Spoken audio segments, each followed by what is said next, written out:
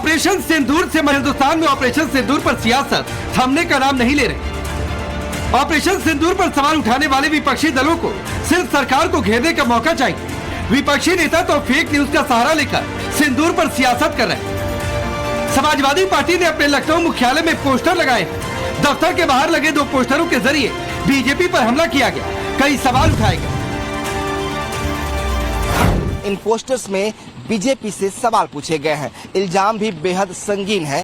ये पोस्टर आप देखिए, इस पर कहा गया कि रोजगार नहीं पर सिंदूर पर बांट रहे हो, सेना का नाम लेकर फिर वोट मांग रहे हो, शिक्षा दो, काम दो, ये देश मांगता हिसाब दो, सेना है देश की शान, उसे मत बनाओ प्रचार का सामान। ये एक पोस्टर समाजवादी पार्टी के दफ्तर बाहर लगा, मोहम्मद इखलाक जो समाजवादी पार्टी के नेता उन्होंने लगवाया है।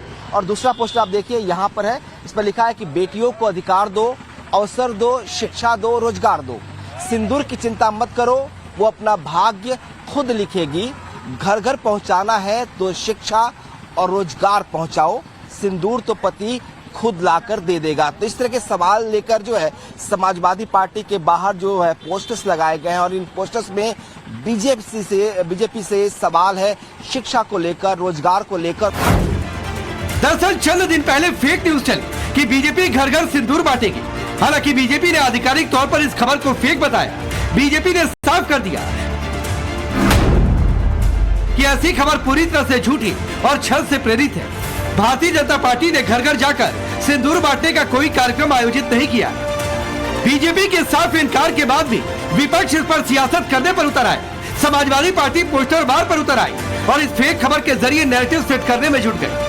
समाजवादी पार्टी ने घर घर सिंदूर बांटने को महिलाओं का अपमान बताया और बीजेपी से सवाल कर दिया कि अगर बांटना है तो सरकारी नौकरी बांटे। जिसके साथ महिला की शादी हो रही है वो दूल्हा अपने पत्नी के मांग में सिंदूर देता, तो वो सिंदूर सुहाग का प्रतीक है। वेदों में भी लिखा है, हमारे सभी धर्म ग्रंथों में लिखा हुआ है, हमने वेद भी पढ़ा है। किसी दूसरे को महिला के सिंदूर देने का, सिंदूर लगाने का हक नहीं है। भारतीय जनता पार्टी के द्वारा जो सिंदूर वितरण का कार्य किया जा रहा है ये हमारे परंपराओं के अनुसार विपरीत है, हमारे धर्मों के विपरीत है और हमारी जो हिंदू धर्म में महिलाओं की पवित्रता का है उसके विरोध में है। इसलिए ये देश की परंपरा को तोड़ने के और देश को महकाने का काम हो रहा है, भ्रमित करने का काम हो रहा है कि लोग उसकी चर्चा करें। अगर इनको बांटना है तो सरकारी नौकरी बांटे। सामूहिक विवाह में हमारी बहनों को जो कुछ भी दिया जाएगा उस पे समाजवादी पार्टी को कोई आपत्ति नहीं है। हमारी बहनों को जितना सामान दिया जा सकता है वो ज़रूर दिया जाना चाहिए। लेकिन सवाल ये है कि हमारी कानपुर की उस बहन का क्या जिन्होंने अपना पति खोया, उनके परिवार को मदद जो मिलनी चाहिए थी वो मदद नहीं मिली। प्रधानमंत्री जी भी आए, मुख्यमंत्री जी भी गए, लेकिन उस परिवार की जो मदद होनी चाहिए थी वो मदद नहीं हुई। आज उत्तर प्रदेश में बेरोजगारी है, महंगाई है, ये मुद्दे इतने बड़े हैं कि भारतीय जनता पार्टी को इन मुद्दों पे काम करना चाहिए। लेकिन जनता का ध्यान बांटने के लिए भाजपा इस तरह की घोषणाएं करती है। अब सवाल है, क्या सिंदूर पर फेक न्यूज के सहारे समाजवादी पार्टी 2027 की सियासी जमीन तलाश रही? क्या फेक न्यूज के सहारे सिंदूर पर यूपी में वोट बैंक की राजनीति हो रही है? यूपी चुनाव से पहले इसी साल बिहार में चुनाव भी है, फिर अगले साल पश्चिम बंगाल में विधानसभा चुनाव। ऐसे में ऑपरेशन सिंदूर पर सियासी रेस में कांग्रेस भी पीछे रही। कांग्रेस तो ऑपरेशन सिंदूर पर मोदी सरकार पर हमलावर है और सेना के शौर्य पर सियासत करने का आरोप लगा रहे। हमारा सवाल क्या है कि हिंदू धर्म में अपना पति डालते हैं सिंदूर, तो प्रधानमंत्री कौन है हिंदुस्तान के महिलाओं को सिंदूर भेजने के लिए?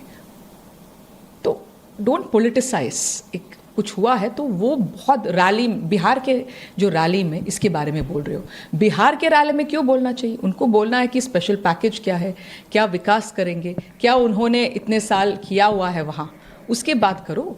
सब पॉलिटिकल माइलेज के लिए इस्तेमाल करो। समाजवादी पार्टी ने घर घर सिंदूर बांटने को महिलाओं का अपमान बताया और बीजेपी से सवाल कर दिया कि अगर बांटना है तो सरकारी नौकरी बांटे। जिसके साथ महिला की शादी हो रही है वो दूल्हा अपने पत्नी के मांग में सिंदूर देता है। वो सिंदूर सुहाग का प्रतीक है।